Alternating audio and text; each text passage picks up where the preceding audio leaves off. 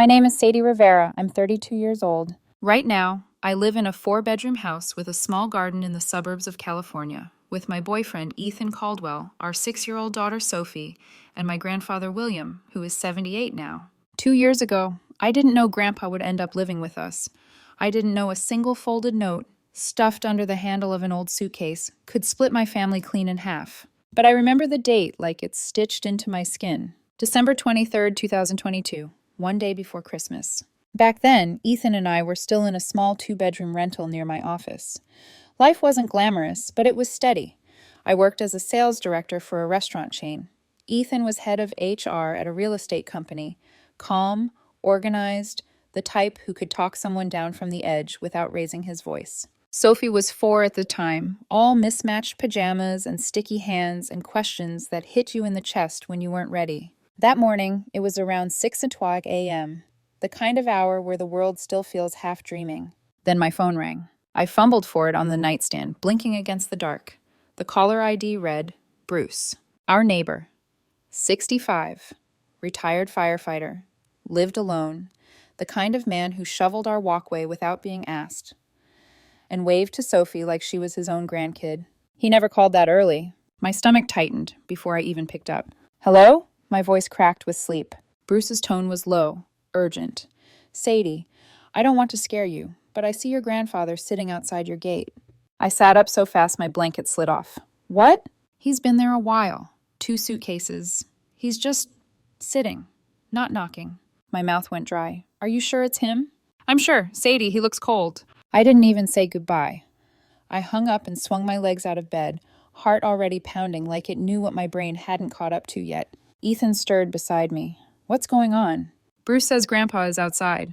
That snapped Ethan fully awake. He was already reaching for his sweatpants. Outside? At this hour? I don't know. My hands shook as I yanked on a hoodie. He's supposed to be at my parents' place. Sophie was still asleep in her little bed, hair like a halo against her pillow. For one heartbeat, I stared at her, my baby, then forced myself to move. Ethan grabbed a thick coat off the chair. Go. I'm right behind you. When I opened the front door, the cold slapped me hard enough to steal my breath. And there he was. Grandpa William sat on the concrete step in front of our gate like someone had placed him there and forgotten to come back. 2 worn-out suitcases sat beside him, scuffed and sagging like they'd traveled too far to still be proud. His shoulders were hunched. His hands were folded tight in his lap, knuckles pale. His eyes were down, fixed on the ground with a kind of shame that didn't belong to him. I didn't ask questions. I couldn't. My throat closed up around whatever sound I might have made. I rushed to him, crouched, and touched his arm. Grandpa. He looked up slowly, like it hurt to do it. His eyes were wet. Not dramatic crying, just that quiet, defeated shine of a man trying not to fall apart in public. Sweetheart, he whispered, voice rough. I'm sorry. The word sorry hit me like a punch, because it wasn't his apology to give. Ethan came up behind me, coat half on, face pale. He didn't speak. He just stepped in, gently took Grandpa's other arm, and helped us lift him. Grandpa was lighter than I remembered. That terrified me most. Inside, Ethan turned the heater up high. I went to the kitchen on autopilot. Coffee, sugar, cream, the way Grandpa liked it. My hands moved, but my mind kept flashing back to the image of him outside like unwanted mail. When I returned, Grandpa sat on the couch, shivering. Ethan knelt and tucked a blanket around his legs. Ethan's voice was careful. Mr. William, did you want us to call someone? Grandpa's gaze flicked toward the floor again. No. My eyes went to the suitcases, and that's when I saw it. A piece of paper, hastily folded, shoved through the handle of one bag, like someone didn't even have the decency to hand it to him. My chest tightened. Slowly I pulled it free and unfolded it. The handwriting was familiar. My mother's fast, impatient scrawl. You take care of him. We can't deal with this anymore. For a second, everything in me went silent, like my body shut down to keep my heart from exploding. Then the rage came, hot and immediate. Ethan read it over my shoulder. I felt him tense. I didn't say anything. I walked straight to the front gate monitor and pulled up the security footage. And there it was, my parents' car. 5:32 a.m. The car door opened. My dad stepped out first. My mom followed. They helped Grandpa out like he was a box that had to be unloaded. They placed the suitcases beside him. No hug, no explanation, no goodbye. They drove away without looking back. I stared at the screen until my eyes burned. Then I grabbed my phone and called them. No answer. I called again. And again. By the 10th call, my hands were shaking so hard I almost dropped the phone. Still nothing. 20 calls later, Grandpa finally spoke, voice hoarse. I'm sorry for coming so early. Ethan's face twisted, like he wanted to cry and punch someone at the same time. Please don't say that. You're not a burden here. I knelt in front of Grandpa, kept my voice soft because I didn't trust what would happen if I got loud. Grandpa, why didn't you ring the bell? He swallowed. I didn't want to wake you. Sophie needs her sleep. Something inside me cracked. Of all the people in this story, he was the only one thinking about someone else. I took a breath that felt sharp. Did my parents kick you out? Grandpa nodded once, slow, heavy. Did they say why? His hands twisted together. Last night they packed my things. This morning they woke me up at 5 and drove me here. He paused like the words tasted bitter. They said they couldn't live with me anymore. Ethan's jaw clenched so tight I heard it. I stood up, pulse roaring in my ears. Okay. Ethan looked at me. Sadie. I'm taking him back, I said, voice steady in a way that scared even me. I'm going to make them say it out loud. Morning moved like a blur. Sophie woke up and padded into the living room, rubbing her eyes. She stared at Grandpa, then smiled shyly, like she wasn't sure if she was allowed to be happy. Great-Grandpa? She whispered. Grandpa's face softened for the first time. Hi, sweetheart. Sophie climbed onto the couch and leaned against him like it was the most natural thing in the world, like love didn't need paperwork, like family didn't need permission. After breakfast, Ethan and I dropped Sophie at preschool. I called my office to take the day off. Ethan called his boss too. Neither of us explained much, because how do you summarize betrayal in a sentence? 30 minutes later, we pulled into my parents' neighborhood, and before we even reached their driveway, I saw it. A white moving truck parked right in front of their gate. 2 movers carrying boxes inside. My younger brother Tyler stood there with his wife Olivia, overseeing everything. I felt the pieces click together in my mind with sickening clarity. They can't handle Grandpa. They wanted his room. Ethan's voice was low. Sadie, don't lose control. But my control was already slipping through my fingers. We helped Grandpa out of the car and walked up. Tyler glanced at us, at Grandpa, then looked away like Grandpa was an inconvenience he didn't want to make eye contact with. Olivia gave a stiff nod, guilt written all over her face. I didn't stop. I walked Grandpa straight into the living room. My parents sat on their brown leather sofa, coffee cups in hand, like it was any other day.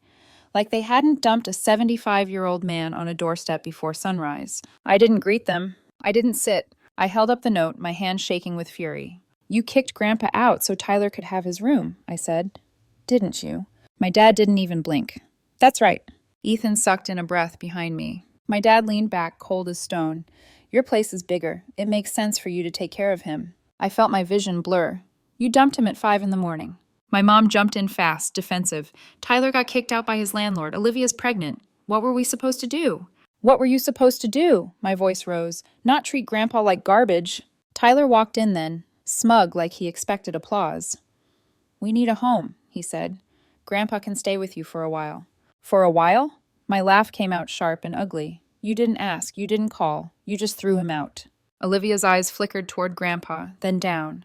Quietly, she said, maybe we should get a hotel. My dad stood so fast his coffee sloshed. He pointed at the door like he was pointing at trash. Get out, he barked, right now, or I'm calling the cops. Ethan stepped in front of Grandpa without thinking, like instinct. Like protection was the only language he spoke in that moment. And I realized something with terrifying calm. My parents weren't embarrassed. They weren't sorry. They were angry that I dared to question them. Ethan's voice dropped, controlled and lethal. Call them and tell them why. My mom's face twisted. Don't you talk to us. I leaned down, took Grandpa's hand and squeezed. We're leaving. As we walked out, my heart pounded with a promise I didn't speak yet. But it was there, loud as thunder. If you can abandon him once, you'll do it again, and I won't let you get close enough to try. In the car, Grandpa stared out the window, voice small. Thank you for standing up for me. I swallowed hard. You're staying with us. Ethan nodded. For good. Grandpa's shoulders sagged like he'd been holding his breath for years. I started the engine, then turned the car toward the main road, not toward home. Ethan noticed immediately. Sadie, where are you going? My hands tightened on the wheel. To the police station, I said. I'm reporting this. Grandpa's head snapped toward me, fear flashing across his face. No, please, don't make this worse. But it was already worse. It was just finally visible. And I drove forward anyway, because sometimes love looks like warmth and soup and blankets. And sometimes it looks like war. The police station smelled like cold coffee and disinfectant, like a place where people came to tell the truth only after it had already broken them. Grandpa sat beside me on a hard plastic chair, his 2 suitcases at his feet like evidence of a life reduced to luggage. He kept his hands folded neatly in his lap, as if politeness could protect him from humiliation. Ethan sat on Grandpa's other side, shoulders squared, jaw tight. He hadn't said much since we left my parents' house. When Ethan got quiet like this, it wasn't because he didn't care. It was because he was afraid of what he might say if he opened his mouth. Grandpa leaned closer to me, voice thin. "Sadie, please, we don't need to do this. They're still your parents." That sentence, "they're still your parents," used to mean something sacred. Right then, it tasted like rust. I kept my voice gentle for Grandpa's sake. "Grandpa, they left you outside my gate at 5 in the morning, in the cold, with a note like you were an unwanted delivery." His eyes glistened. He blinked hard, like he was trying to push the tears back into his bones. "I don't want people talking. I don't want the family in court." Ethan finally spoke, calm but fierce. "Mr. William, the family already put you on a doorstep. They made it public first." Grandpa's mouth trembled. He lowered his gaze. I don't understand what I did wrong." That was the part that destroyed me. Because he wasn't asking for justice. He was asking why love had stopped being love. I reached for his hand, squeezed. "You didn't do anything wrong, and I'm not letting them rewrite this like you deserved it."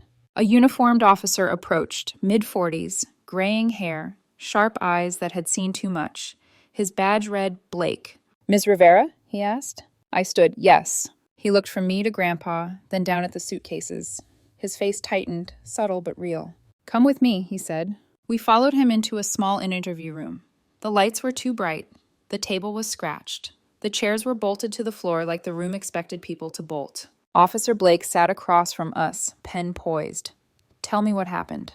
So I did. I told him about Bruce's call, about opening the door and seeing Grandpa on the concrete step, about the note, "You take care of him. We can't deal with this anymore." About the security footage at 5:32 a.m., my parents' car, their silence, the way they drove away without looking back. Ethan pulled his phone out and slid it across the table. "We have the video." Officer Blake watched the footage with a kind of stillness that felt heavy. When it ended, he didn't speak right away. He just looked at Grandpa. "Mr. William," he said quietly, "did you want to come here today?" Grandpa's throat bobbed. "No," he admitted, voice trembling. I didn't want trouble." Officer Blake nodded slowly, like he'd heard that 1,000 times from people who were too kind for their own good. "And why did you come?" he asked. Grandpa hesitated, then he glanced at me. "I came because Sadie asked me," he said, "because she said it wasn't right." Officer Blake's gaze shifted back to me. "Were you threatened into caring for him?" My heart pounded. "No, he's my grandfather. I love him. We're keeping him with us." Ethan's voice was firm. "We'll take care of him. We're not asking for money. We're asking for protection." That made Officer Blake's eyes sharpen. "Protection," he repeated, "from your parents?" "Yes," I said, "because if they can dump him like this once, they can try again. Or worse, they'll come back when it benefits them." Officer Blake wrote something down. Then he sat back. "Abandoning an elderly person is a serious matter," he said. "We can file an official report today. But I'm going to be blunt, Ms. Rivera. This can lead to an investigation, and it can lead to court." Grandpa flinched at the word court. I tightened my grip on his hand. "Do it," I said. Officer Blake studied my face like he was weighing whether I'd regret it later. Then he nodded. "All right, I'll contact Adult Protective Services. They'll want to speak with Mr. William." I didn't even have time to process that before the door opened an hour later, and a woman walked in with a clipboard and a soft, professional smile. "Mr. William," she said gently, "my name is Grace. I'm with APS. I'm here to make sure you're safe." Grandpa looked overwhelmed, like he'd suddenly become a child being asked to explain adult cruelty. Grace sat beside him, not across. That small choice told me she was good at her job. "Do you have any medical needs?" she asked. "Any mobility issues? Any medications we should know about? And most importantly, where do you want to live?" Grandpa swallowed. His voice was barely above a whisper. "With Sadie and Ethan and Sophie." Grace nodded, made notes. Then she turned to me. "Ms. Rivera, are you willing to provide ongoing care for Mr. William?" she asked. Without hesitation, I answered, "Yes, he has a home with us." Grace's eyes softened. Okay, I'll schedule a home visit for next week. It's routine to ensure he's safe and comfortable, and we'll keep in touch. Officer Blake slid paperwork toward me. We'll attach the footage and the note as evidence, he said. You'll also need to provide a written statement. Mr. William, if you're able, we'll need yours as well. Grandpa's hand shook as he picked up the pen. Ethan leaned in, voice low. You don't have to do this alone. Grandpa's eyes were wet again, but he nodded, and slowly, painfully, he wrote. When it was over, the three of us left the station like survivors leaving a battlefield no one else could see. In the car, Grandpa stared out the window, silent. Ethan's knuckles were white on the steering wheel. I could tell he was holding his anger like a blade. Then my phone buzzed. Dad! I stared at the screen. Ethan glanced at me. Don't. But my thumb hovered, not because I wanted to hear his voice, because I wanted to know how quickly guilt could turn into rage. I answered. Before I could say a word, my father shouted so loud it crackled through the speaker. You told him to file a complaint against me, didn't you? I took a breath, forced my voice calm, cold. Abandoning an elderly person is unacceptable. You're trying to ruin us, he screamed. No, I said. You did that yourself. Then I hung up. Grandpa startled, eyes wide. Sadie. I didn't look back at him. I couldn't. My hands were shaking. Ethan's voice was tight. Block him. I did. Blocked my dad. Then blocked my mom, too. A minute later, another buzz.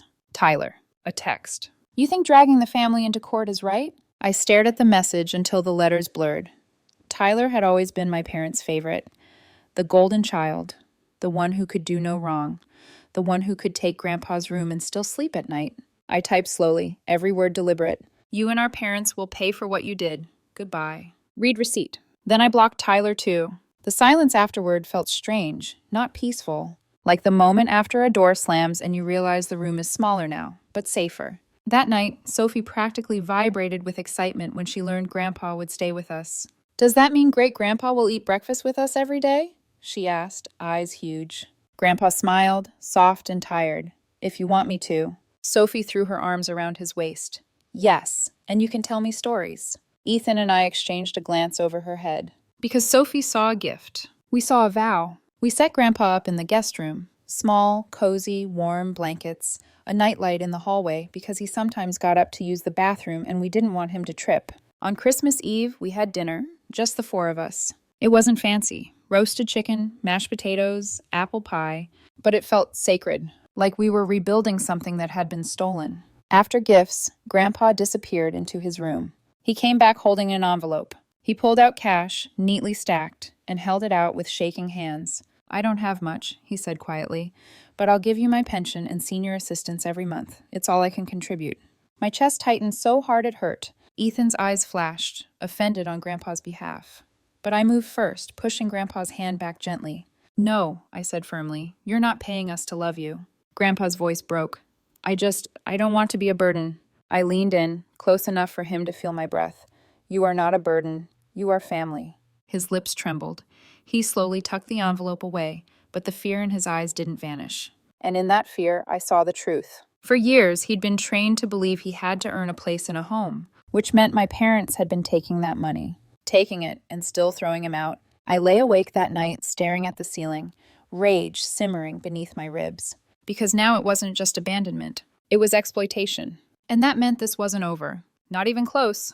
2 weeks after APS officially opened the investigation, we received notice that a public hearing had been scheduled at the local county courthouse. When I read the letter, my stomach dropped. Grandpa's hands shook as he stared at the paper. Ethan stood behind me, reading over my shoulder. And then Ethan said the one thing that made the room feel colder than the December air outside. They're going to come for him, he murmured. I looked at Grandpa, my gentle grandfather, who apologized for being abandoned. And I realized what the courtroom wasn't really about. It wasn't about punishment. It was about making sure no one ever had the power to treat him like that again. The courthouse felt colder than the morning air outside. Not physically, emotionally. The kind of cold that seeps into your spine when you realize this building exists, because people hurt each other badly enough that strangers have to decide what's right. I walked in holding Grandpa's arm, feeling how careful he was with each step. Ethan walked on his other side, a silent wall of support. Grandpa wore the winter coat we'd bought him after that first night, the one Sophie had insisted on picking because it looks like a hug. My parents were already there. So was Tyler. They sat on the opposite side of the courtroom, stiff and closed off, like they'd rehearsed looking offended instead of ashamed. My mother's lips were pressed tight. My father's jaw worked back and forth like he was chewing on anger. Tyler wouldn't look at Grandpa. That told me everything. What surprised me most wasn't their presence. It was the empty seat beside them. No attorney. Ethan leaned toward me and whispered, "Where's their lawyer?" I shook my head. I didn't know yet, but I would. When the clerk called the case, my heart pounded so loud I was afraid the whole room could hear it. We stood. The judge entered. Judge Johnson, late 50s, sharp eyes, no wasted movement. He surveyed the room like a man who didn't tolerate nonsense. We sat when instructed. Judge Johnson looked down at his file, then up at my parents. "Mr. and Mrs. Rivera," he said evenly, "I see you're representing yourselves today." My father straightened. "Yes, Your Honor." The judge's eyebrow lifted slightly. "May I ask why?" My mother spoke quickly. "We couldn't find anyone willing to take the case." Something in the judge's gaze hardened, not surprise, but confirmation. I felt Ethan's hand tighten around mine under the table. The hearing began. I was called first. Standing there, sworn in, I felt my voice shake, but only for a moment. Because when I looked at Grandpa sitting behind me, small in his seat, hands folded, eyes lowered, something fierce took over. I told the truth. About the early morning call, about opening my door, about the note, about the security footage showing my parents abandoning Grandpa at 5:32 a.m. without explanation, consent, or notice. The footage played on the courtroom screen. The room went silent. You could see it all, the car, the suitcases, my parents' cold efficiency. No hug, no hesitation, no goodbye. When it ended, Judge Johnson didn't look at me. He looked at them. "Is this footage accurate?" he asked. My father hesitated, just a beat too long. "Yes," he said. Then the note was entered into evidence. "You take care of him. We can't deal with this anymore." Judge Johnson read it slowly. I watched his jaw tighten. Next came Grandpa's testimony. He stood with help, his hands shaking as he held onto the edge of the podium. "I lived with my son and daughter-in-law," he said quietly. "I gave them money every month from my pension and Social Security. I didn't complain. I tried to stay out of the way." My mother's face flushed. "They never told me to leave," Grandpa continued. "They packed my things at night, woke me up at 5, said they couldn't live with me anymore." His voice cracked. I didn't want to be trouble. Something snapped inside me. Because even now, even standing in a courtroom, he was apologizing. Then the financial investigator testified. That was when everything shifted. The investigator explained that Grandpa had been giving my parents $200 every single month, consistently, for years. The courtroom murmured. Judge Johnson leaned forward. "And did the defendants provide care in exchange for this money?" The investigator shook his head. "No evidence of professional care, medical assistance, or legal tenancy agreement, Your Honor." My father's face went gray. Judge Johnson exhaled slowly, like he was trying to keep his temper in check. Then he delivered his ruling. The defendants abandoned an elderly family member without notice, without consent, and without ensuring his safety, he said. Additionally, they financially exploited him over an extended period. He looked directly at my parents. "This court finds your behavior deeply reprehensible." The sentence came down hard. $3,000 fine, 12 months probation, restricted travel. I felt a strange mix of relief and grief twist together in my chest. Then my father stood up. Just stood, sudden, uncontrolled. "You're not my father," he shouted at Grandpa, voice cracking with rage. "No real father would drag his son to court like this." The gavel slammed down. "Order!" Judge Johnson's voice thundered through the room. "Sit down, now." My father froze. The judge waited until silence settled again. Then he leaned forward and asked, calmly, surgically, "And is there any son who would throw his father out of the house at 5 a.m? In freezing weather?" The room went dead. My father sank back into his seat, his mouth opening, then closing. No answer. Tyler stared at the floor. That silence said everything the verdict didn't. We left the courtroom without looking back. Outside, Grandpa stopped on the steps, breathing hard. "I'm sorry," he said quietly. "I never wanted it to be like this." I wrapped my arms around him. "You didn't make this happen." Ethan placed a hand on Grandpa's shoulder. "You survived it." The consequences followed quickly. Neighbors stopped talking to my parents, invitations disappeared, old friends crossed the street. And for the first time since this nightmare began, Grandpa slept through the night. A year passed. Peace settled into our home like it belonged there. Grandpa cooked. Sophie laughed. Ethan and I rebuilt routines we didn't know we'd lost. Then, in January 2024, Grandpa won the lottery. 52 on million. When the numbers matched, no one cheered. Ethan looked at me and whispered, "This is going to change everything." And deep down, I knew. The worst test of family loyalty hadn't happened yet. If anyone had been watching us that night, they would have expected screaming, champagne, maybe tears of joy. Instead, when Grandpa stood in the living room holding that crumpled lottery ticket, his hands shaking so badly the paper rattled, the first thing that filled the room was silence. I think, he said, swallowing hard, I think I won. The TV glowed behind him, numbers frozen on the screen like they were daring us to breathe. Ethan and I sat down on the couch without speaking. I took the ticket from Grandpa's hand and checked the numbers once, then again, then a third time, my pulse roaring in my ears. They all matched. Every single one. 52.3 million. Sophie was already asleep, blissfully unaware that the world had just shifted under our feet. Ethan looked at me, his face pale. "Sadie," I nodded slowly. "I know. This wasn't a miracle. It was a storm." I forced a smile for Grandpa. "You did it," I said softly. "Your numbers." He let out a breath that sounded half like a laugh, half like a prayer. "I always believed they'd bring luck. Your birthday, Sophie's, your mother's." He trailed off, emotion clogging his throat. Ethan reached for Grandpa's shoulder. "Congratulations." But even as he said it, I saw the fear in his eyes, mirroring my own. Because we'd heard the stories. Money didn't just buy houses and vacations. It bought access. It bought entitlement. It bought people who suddenly remembered your name. Later that night, after Grandpa went to bed, Ethan and I sat in the dark living room, the heater humming softly. "I'm scared," I admitted. "What if this ruins everything we worked so hard to protect?" Ethan leaned forward, elbows on his knees. "We won't let it. We keep living exactly like we are." I nodded, "And we protect Grandpa, no matter what." The next morning, Grandpa surprised us. He sat us down at this kitchen table, hands steady now, voice calm. "Money doesn't change who we are," he said. "It doesn't change love." I wanted to believe him, but California law didn't care about belief. Within days, Grandpa's name was public. And within 24 hours, the phone started ringing. Relatives we hadn't heard from in decades. People claiming to be cousins. Old friends with sob stories about debt, illness, bad luck. Then came the knock on the door. I looked through the peephole and felt my stomach drop. My parents. Tyler, and Tyler's newborn in Olivia's arms. I opened the door, my body already tense. My mother's face crumpled instantly. "Dad," she said, voice syrupy and soft, "we've made mistakes." My father nodded solemnly. "Let's put the past behind us. We're family." Tyler cleared his throat. "I'm sorry, Grandpa, I really am." Grandpa studied them quietly. Then he said evenly, "You're here because of the money." The silence that followed was brutal. My father's face hardened. "You owe me," he snapped.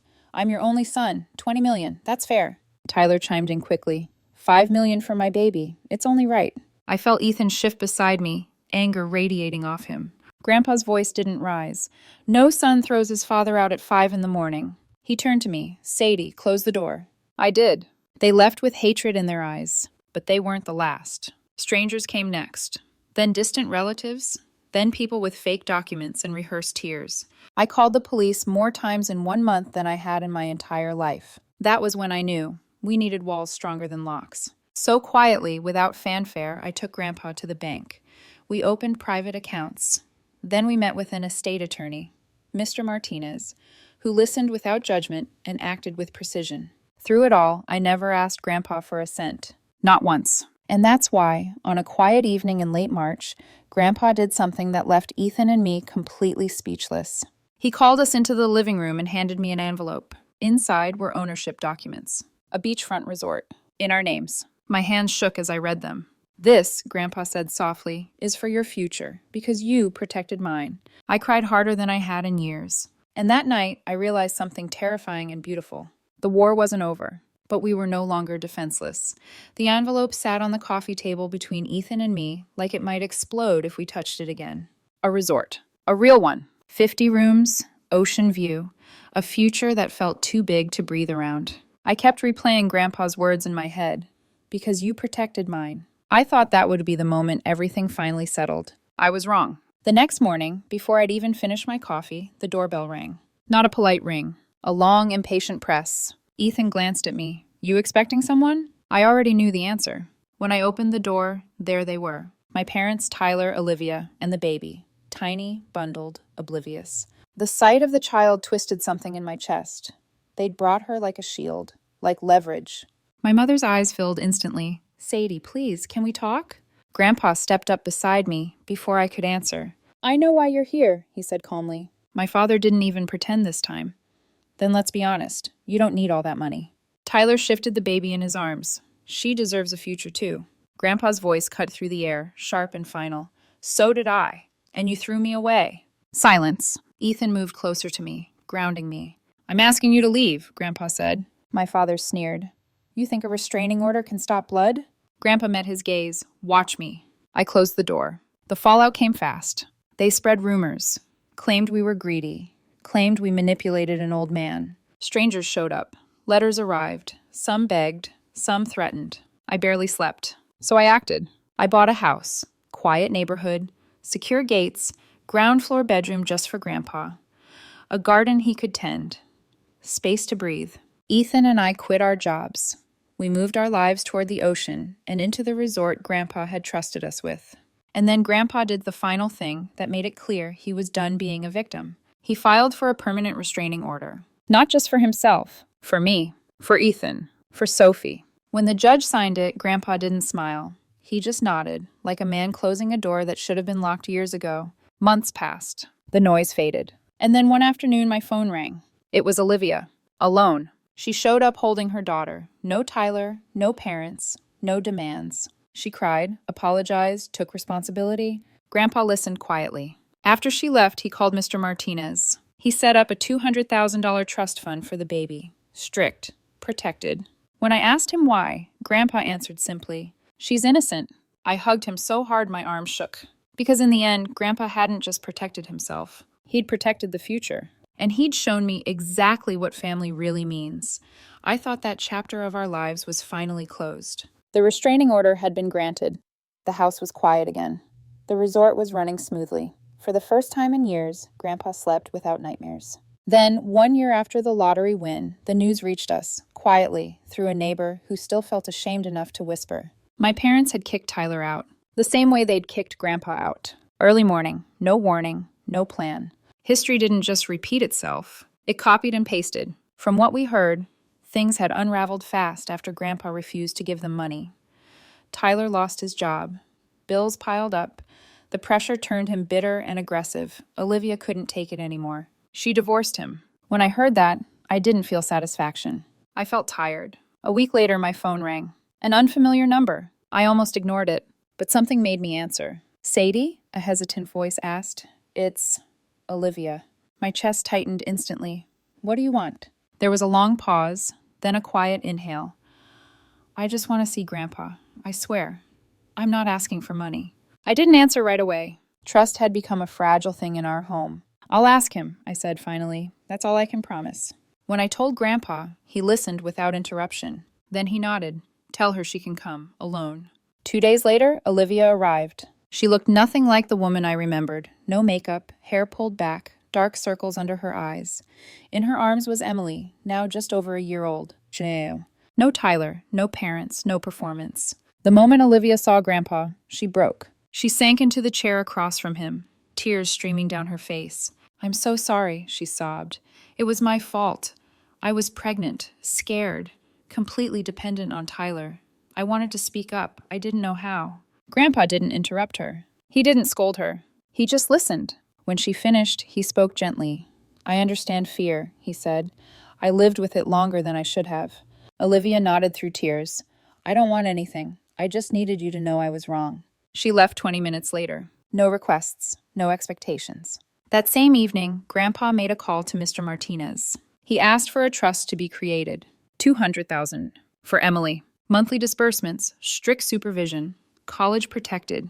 When I asked Grandpa why, he smiled softly. "She's innocent," he said. "She deserves a future untouched by greed." I hugged him then, long and hard, because I finally understood something. Grandpa hadn't won the lottery when his numbers were called. He'd won it the moment he chose dignity over blood, love over fear, and boundaries over guilt. A few months later, Tyler tried to call. Grandpa refused to answer. My parents moved away shortly after. No goodbye, no apology. Just gone. Life didn't become perfect, but it became honest. Grandpa spent mornings in the garden, afternoons cooking with Sophie, evenings watching the sunset from the porch like he was finally at peace with the life he'd built, not the one he'd been forced to endure. One night, Sophie looked up at him and asked, "Great Grandpa, are we really family?" Grandpa smiled and pulled her close. "Family," he said, "is who stays." And that was the truth. Not the loud kind, not the easy kind, but the kind that survives when everything else falls apart.